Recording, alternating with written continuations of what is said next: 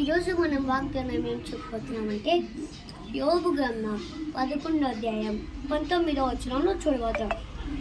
ఎవరి భయము లేకుండా నీవు పండుకొను,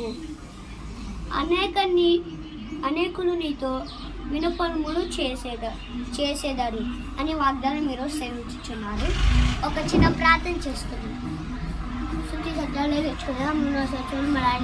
తోడేమని ఈరోజు వాక్యం చూస్తామని తోడేమని కృపా కాపాలతో ఉంచి నడిపించి మన ఏసు చేసుకున్నాము ప్రార్థించడం నా తండ్రి ఆమేన్.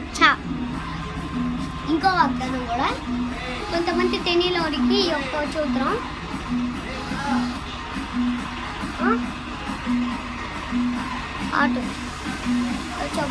ఆదికాండం 1వ అధ్యాయంలో ఆది అంతా దేవుడు భూమి ఆకాశం సృజించెను.